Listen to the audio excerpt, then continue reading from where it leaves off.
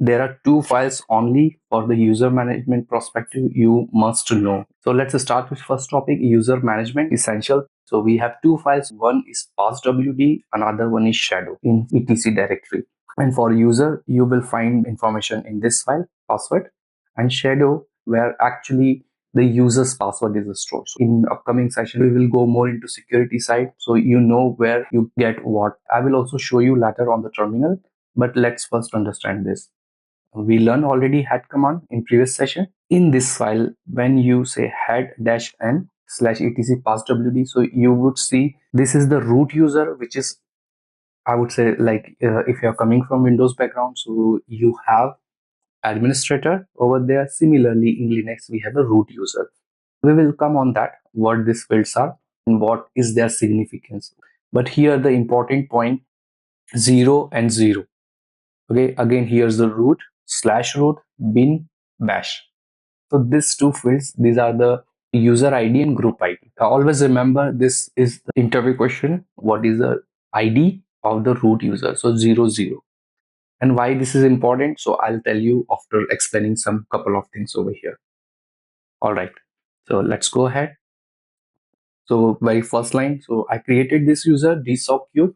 Out of total 7 fields, the first will represent the login name of the user.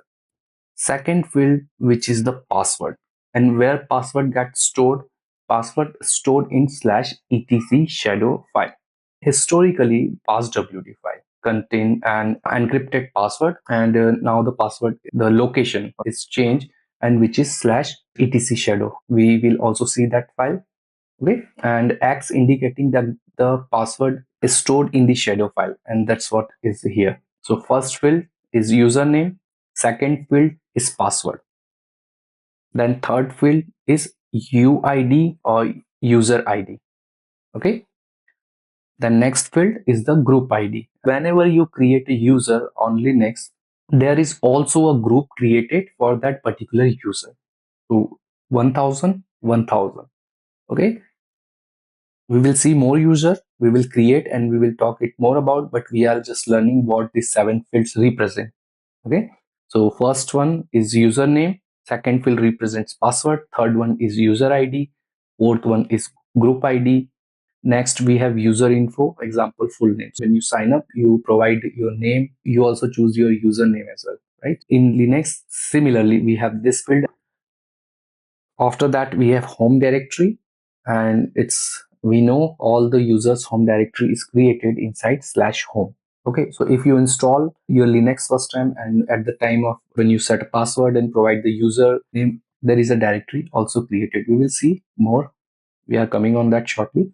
And third part, the seventh one, is a shell. Which shell is user is going to use when the user login on the system. Okay, so again, there are total 7 fields. First field is username, second field is a password, third field is a user ID, fourth field is GID or group ID. After that, we have a fifth one, right, where user info. These are optional. If you don't keep anything over here, you could remove it. It will reflect the same as your username. Then you have a home directory field, and after that you have a shell. Okay, so always remember. So here we have some of the users. So if you install, like we first day we talk about this, after login to the system, we install the SSH. Okay, so this is the SSH user, and here is also X. Okay, and 122, it's a different, it is not 1001. Okay, it's a 122 or something over here. Run SSHD. And so why this? So because it's a system user. Okay, and in Linux, when we talk about the process management, then you will see all the process also runs as a user. That's why the system user is also created.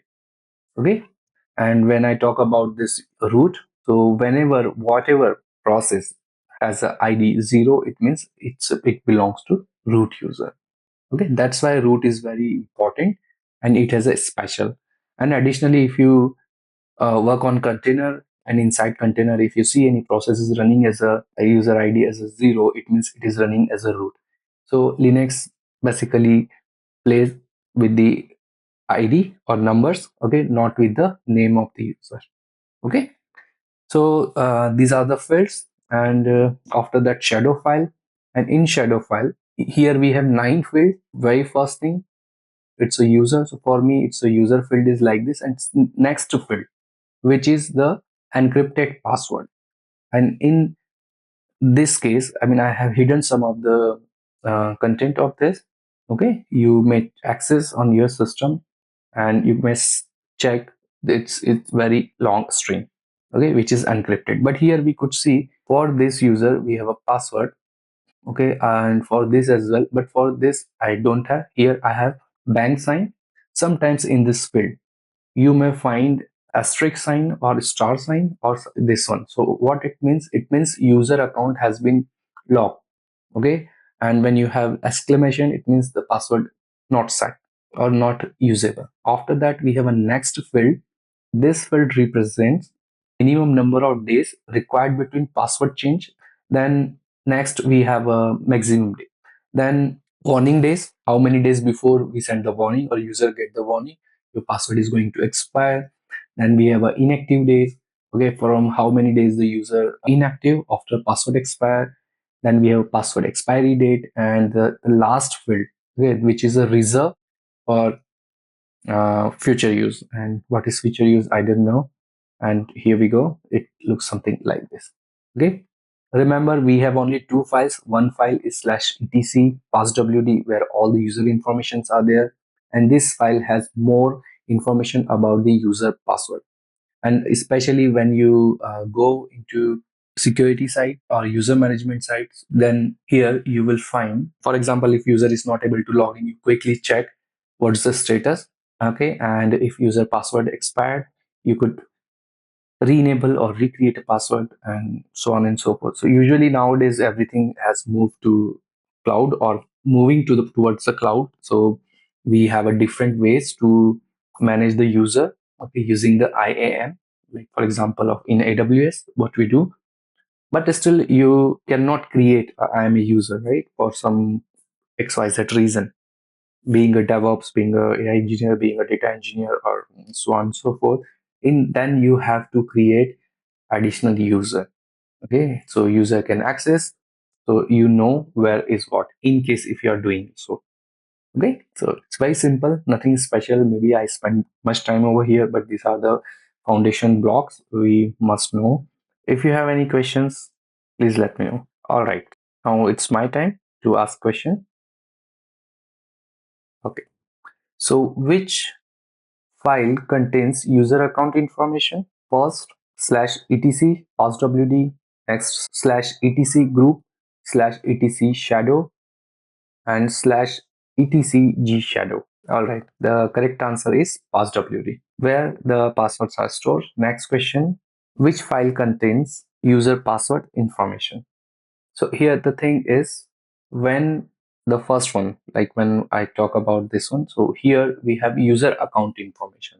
And as I mentioned, later on, these things move, okay, only the password related information, when it is going to expire, how many days the password has a validity, how many days before we inform the user, all this information move out of the /etc passwd file and move in shadow file. Okay, so this is the answer. Now next part, user management hands-on. If you are enjoying the series, please consider supporting the channel. The easiest way is to drop a like and subscribe if you haven't already. Keep practicing, stay curious, and I'll catch you in the next one. Until then, bye bye.